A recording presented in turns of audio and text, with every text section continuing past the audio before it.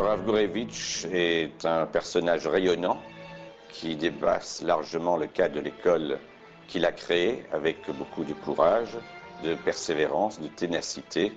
Et je crois que la plus belle image que j'ai de l'école Beth Menachem, c'est la présence d'Elie Wiesel au moment du procès Barbie, qui va chanter Anima Amin devant tous les enseignants et les élèves de l'école. Je crois avec une foi sincère dans l'avenir du peuple juif. Je crois que Rav Gourevitch nous a permis de croire en l'avenir en voyant cette école qui a été créée ex nihilo dans des conditions difficiles.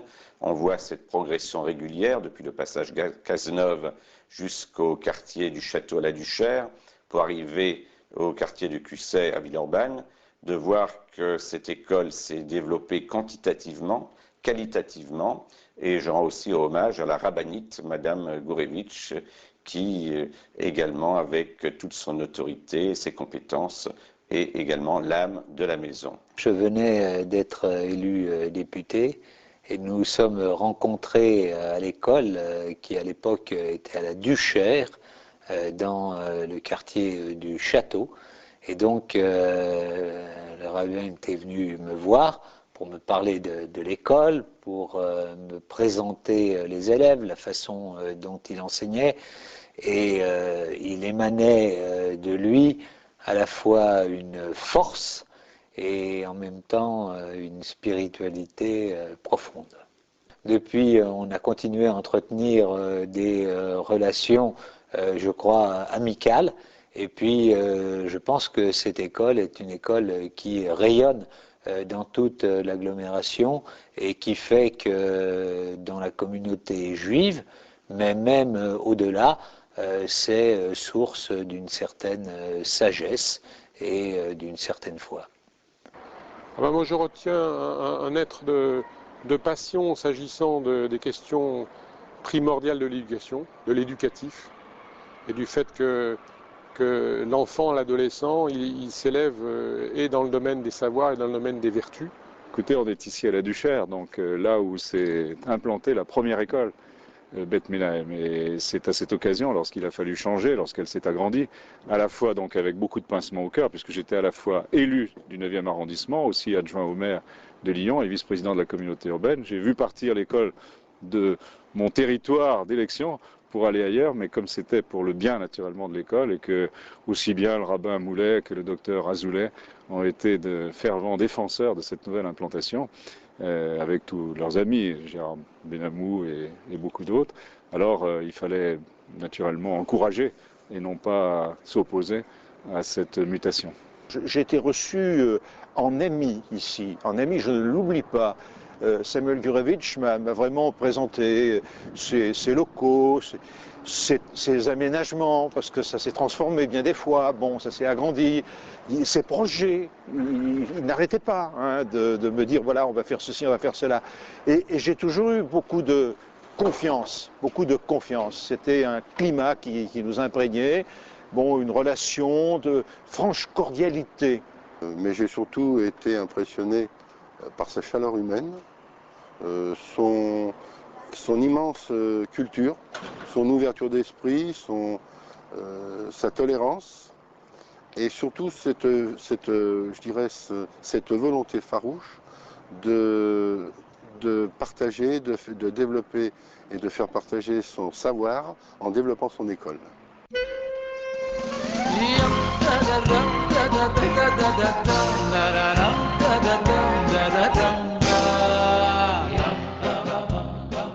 Quand le Rav Gourevitch est venu au commissariat, avec son grand chapeau, sa boîte de petits Davidoff, je ne sais pas s'il fume toujours des petits Davidoff, on peut présenter ça de la chose suivante, c'était quasiment un échange intercommunautaire entre la communauté Lubavitch et les policiers villeurbanais. Et puis il y a une deuxième image qui est une image de joie, de fête, de chaleur humaine. C'est un gala de bienfaisance en 1995 auquel il m'avait invité. C'est une soirée de bienfaisance où quand on ne connaît pas la communauté Lubavitch et quand on ne connaît pas aussi le Rav Gourevitch, on retient que je dirais l'habit des fois un peu austère. Et puis là, tout d'un coup, j'ai vu je dirais un déferlement de bonheur, de joie, de chaleur humaine, de solidarité. Et ça fait vraiment chaud au cœur, quoi. Et puis le troisième souvenir aussi, tout aussi profond, et qui finalement vérifie tout ce que j'avais pu percevoir dans cet homme. C'est un homme qui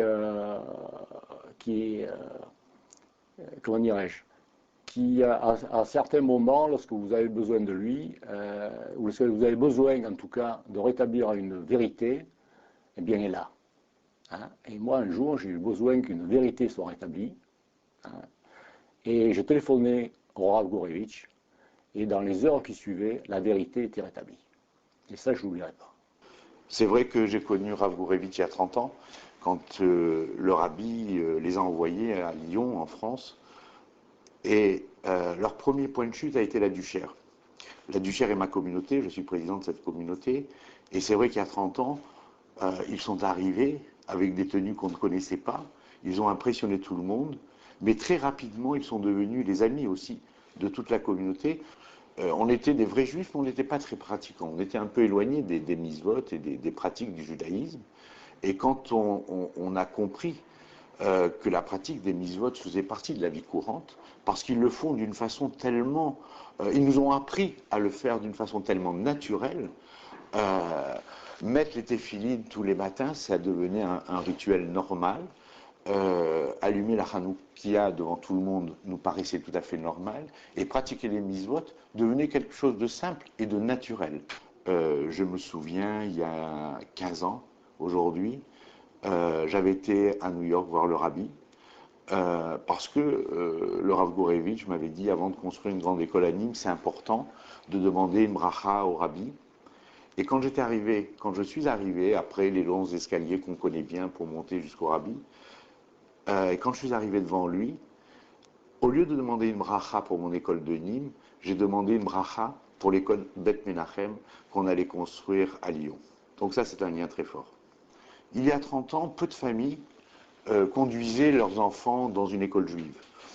Et quand Moulay Gourevitch a été nommé à Lyon, sa mission était de construire une école, était de s'occuper des enfants. On ne comprenait pas. Parce que qu'est-ce que c'était une école juive il y a 30 ans? C'était des écoles qui étaient peu fréquentées. Mais la vision du rabbi est assez exceptionnelle. Parce qu'il y a 30 ans, comment prévoir qu'aujourd'hui, pratiquement tous les enfants des familles juives sont obligés ou doivent obligatoirement aller dans une école juive?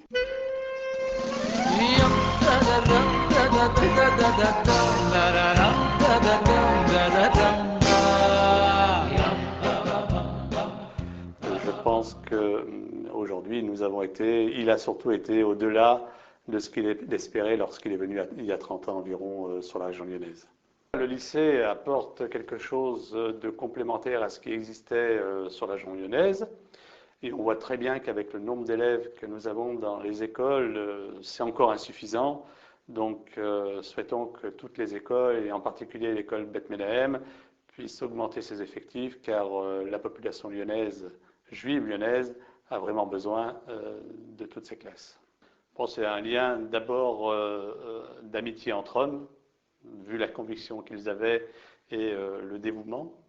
Et ensuite, la cause, bien sûr, puisque éduquer notre descendance dans le respect de la Torah, c'est certainement la cause la plus noble.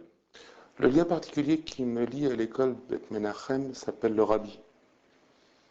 C'était un homme que je ne connaissais pas. Un jour, Moulay me l'a fait découvrir et il nous a dit une phrase exceptionnelle lorsque on est passé devant lui. Il nous a dit « Regarde Lyon ». Et aujourd'hui, simplement, je comprends la portée de ce mot.